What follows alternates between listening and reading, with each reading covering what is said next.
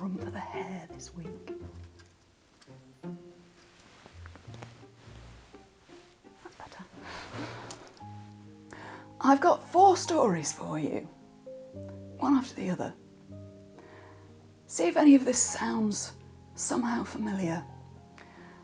I'm 10 years old and I'm going to a birthday party.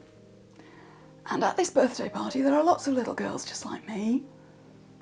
And there's lots of noise and music and dancing and running around and presents and cake. And there comes a point in the party when the parents have pretty much had enough, and that's the point where the parents suggest we play dead fishes, where everybody lies on the floor and pretends to be dead. And, you know, if you move or make a sound, you're out. And, you know, the quietest, most emotionless fish wins the game. And clearly this is a game that comes up when the parents are ready for a bit of a rest. So I was pretty upset that I didn't get very far in this game. I'm pretty competitive. But the strange part comes after the game was over.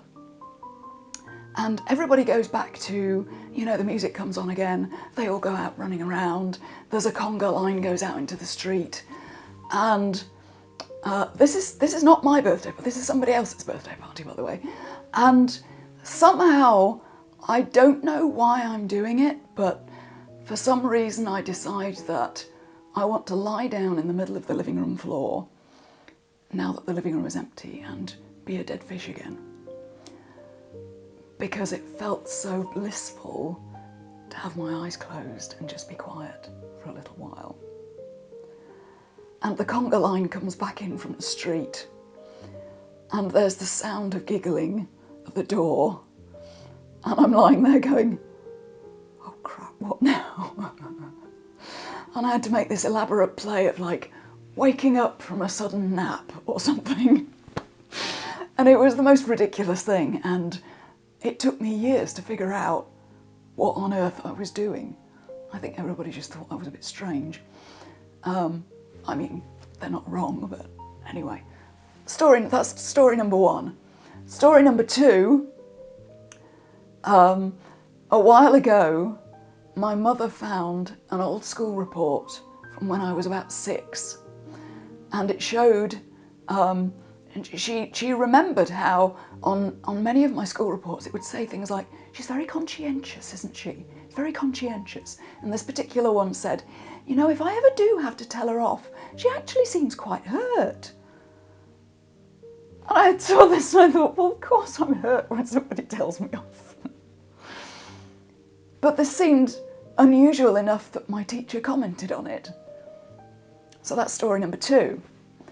Story number 3 is from just a few years ago when I was at St Pancras Station, and I'd been for a day out with Noelle, costuming drama, and her husband Chris, who had been in London, and we were sitting on the platform outside a restaurant. So we had dinner on the platform, which was an awesome idea because the platform where I needed to leave was right there. So I could see, you know, and remember, and the clock was there and I knew exactly what I was doing to catch my train ready to go home. So we pay and we're ready to leave, and I noticed that there's this crowd forming around my platform, and it turns out that there's been an accident further down the railway line. Someone has been killed, and you know, all the trains are now delayed. And it occurs to me after a while that they're going to need to bring the police out. They're going to need to do some sort of investigation if somebody died. And I just started to look around at this crowd who were just waiting and waiting and waiting, and the crowd was getting bigger and bigger as more and more trains were delayed. And I just felt this moment when the crowd started to turn. And you just started to feel the impatience was just starting to edge over into anger. And I had this moment of, this would be a really good time to go to the hotel across the street and get a room now, before all these people realise that they also need a room, because there are no trains leaving from this platform tonight to go back to Nottingham. So I did go and get a room, and sure enough, yeah, there were no more trains that night, and I had to wait until late the next day. That's story number 3. Story number 4 is about 17 years ago. I was living alone, and I was eating my dinner on my lap on my couch. I put the plate down next to me and was just kind of staring out the window, just digesting my dinner and just thinking about nothing in particular and just kind of off with the fairies as you do. And I had this sudden thought of, I thought I heard a sound in the kitchen behind me. There's obviously nobody there, it was just like the tiniest sound. But I was kind of halfway through my kind of Wonder Woman fantasy of what I would do if there was somebody in the house, when a man appeared at my living room door wearing a balaclava, a homemade one, with his trousers unfastened. And obviously I was shocked and afraid, but I was ready, because somehow I had known, I'd heard the tiniest sound and I knew he was there. And because he'd made this balaclava, it was like the sleeve torn off a t-shirt or something, and there were 2 holes cut in it for his eyes. It came down to about here. And there was 1 hole over his eye and 1 hole on his forehead. So he had no depth perception. So I knew immediately this was not the brightest button in the box. And basically I talked him out of attacking me. I just, it was a moment of grace. I just knew what to say somehow. I know a lot of people aren't as lucky as me. And I talked to him like I was his mother, or his headmistress at school. I put on my teacher voice and said, what do you think your mother would think of you right now? And, have you done this before? No, he said. And I said, well, how are you going to feel about yourself in the morning? So, that's not because I didn't get out of that because I'm so brilliant. It really was a moment of grace. I had an angel on my shoulder that day. But I knew he was there. And I wonder whether I would have reacted the same way if I hadn't had just that subtle knowing that he was there and been ready, or at least subconsciously ready. So, 4 stories: the dead fishes, the school report, the crowd at St Pancras Station, and the neighbour who got into my house. I always thought there was something wrong with me. I've always felt different. And maybe you feel that way too. Maybe you have similar stories about weird things you've done, or weird coincidences where you just kind of knew something. And when I was 24, I read a book that suddenly everything made sense, and I want to share that with you today. It's called The Highly Sensitive Person. The Highly Sensitive Person, she said with her mouth showing. It's by Dr. Elaine Aron. And this is about 20% of the population. It's not rare, but it's an uncommon personality trait, but it's not rare. And it means that you are highly sensitive in a lot of different ways. We often think of this as a flaw, but it really isn't. It has a lot of advantages and it has a big upside. So think of it this way. When you're in the middle of a crowded restaurant, let's say, you have a lot of information coming into your brain through your 5 senses, through your eyes, through your ears, taste, smell, touch. There's a lot going on in a crowded restaurant. But somehow we're able to concentrate on our food and on the person we're with and on the conversation. We can hear the conversation, even though there are 12 other conversations going on around us. And the reason we can do that is because our brains are deleting or ignoring most of that information. All of the other conversations at the table, you know, everything else that's going on in the room, and we can concentrate on what's going on in our immediate space. A highly sensitive person doesn't delete as much, and they're not able to ignore as much. So in that crowded restaurant, you will get much more overwhelmed much more quickly. I can go shopping on a Tuesday afternoon when it's quiet, and for me it's like I might as well be there on Christmas Eve. I get frazzled and overwhelmed and have to get away to a quiet place because my brain's not deleting so much stuff. But also, that same trait means that I'm very sensitive to subtleties. Because my brain doesn't delete things that seem superfluous, I heard that guy in my kitchen. I heard that guy come into my house, and I was able to do what I needed to do to keep myself safe. So it's not a flaw, it's a personality trait, being highly sensitive. I've had a number of interesting comments in the past on my videos saying that I seem very fragile. And you notice that a lot in the world. You might have noticed, if you have this trait, that people are constantly telling you, oh, you're too sensitive, you should grow a thicker skin.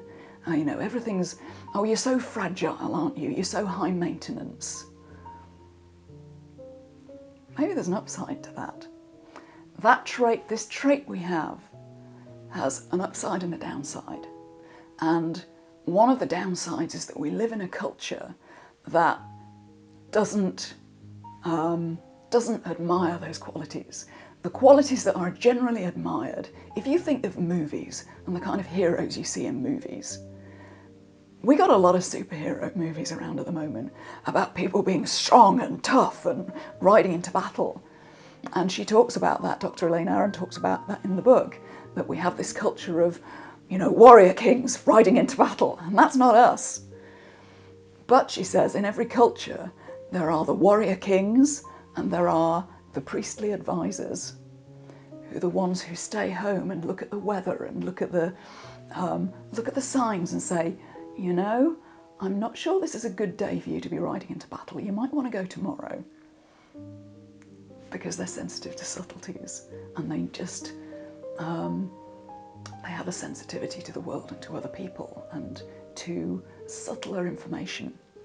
You know, we've got lots of warrior kings in our movies, but not many Newt Scamanders. You know, if you think of that character, how sensitive and awkward and empathic he is, that's not a trait that's idolised or looked up to in our culture. That was a wonderful story and I love that character. But I've heard that in the later Fantastic Beasts movies, they're thinking of making him step back and put other characters forward a bit because the reviews weren't great about him. You know, he wasn't admired as a big bombastic fighting, you know, victorious character.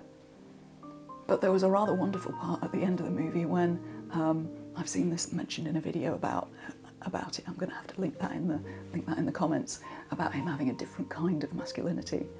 That even at the end of the movie, they have the big fight with the big monster, but after the fight is done and the monster is defeated, there isn't this feeling of, yay, we won.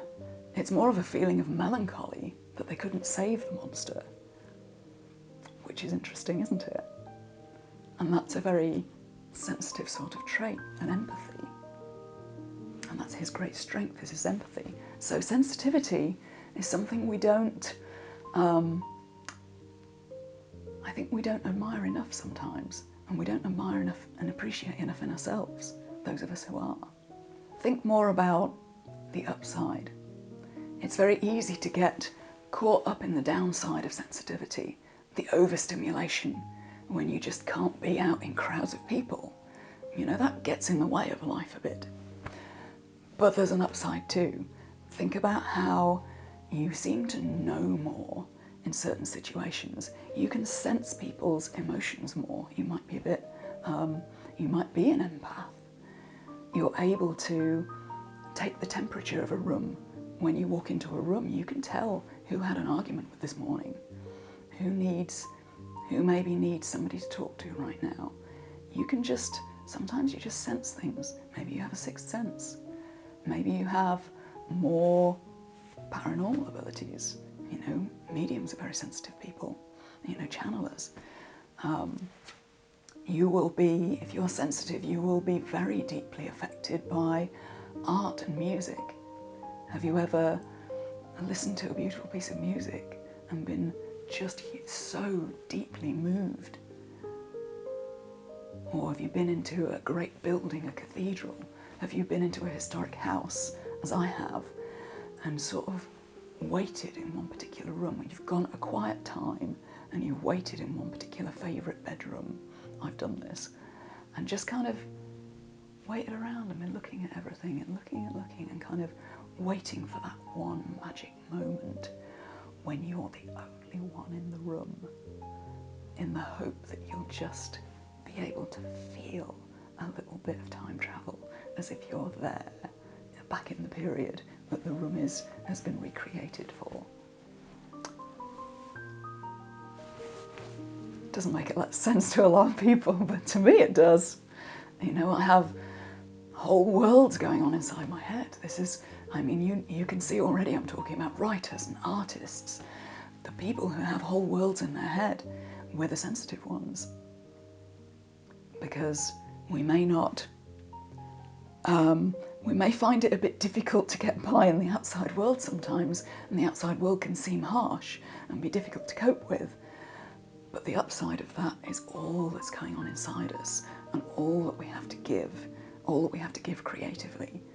We can be deeply creative, and we usually are, which is why I bring this up here. I have an audience of creative people, so the likelihood is that a lot of you are sensitive. You have a place in this world, and it's okay to nurture yourself as you need to be nurtured. You don't have to keep pushing yourself out into the world because you feel like you ought to be getting involved. Not necessarily. One of the things that lockdown has taught me is that maybe a lot of life does happen at home. Maybe for those of us who have that rich internal world, we don't need a lot of outside stimulation. Maybe the things we like to do are quieter. Maybe we want a quieter life. I've been and bought, I haven't shown you yet on Instagram, but I've bought these big planters and I've bought roses to go in my garden. I'm going to grow roses. And I already feel like I'm creating a relationship with my roses. See, I usually keep this stuff quiet because I feel like people think I'm out of my mind. But it's part of that very deep engagement with the world on a very subtle level. So I'm going to encourage you this week, you don't need to force your life into a mould of other people's making. We live in a world that has idolised the idea of being big and loud and bombastic and doing a lot all the time and being among all the people, and you have to have a million friends and in order to be a successful person. There's another way to live. And I encourage you to find your way of living. Maybe it is a quieter way of living. Maybe it's okay to nurture your quiet self instead of constantly trying to force a square peg into a round hole. Be your beautiful, sensitive self so that you can bring your creative gifts out to the world. If people didn't look after their sensitivity, we wouldn't have half of the literature and the music and the art that we do have. So nurture yourself. Take the rest you need. Take the time you need. Take care of yourself. Take care of yourself and the rest will follow. Oh, P.S. There is a documentary that Dr. Elaine Aron made called Sensitive, The Untold Story, and that is another way in to her work. You may recognise yourself, and if you go to, obviously this is not sponsored, this is just work that I believe in and has made so much sense to me about myself. If you go to her website, which I believe is hsperson.org. There is a test. You can take the test and see, how sensitive you are, and just learn more about your trait so that you can live a richer life and bring your gifts to the world and be a happier, quiet, sensitive person. See you next week.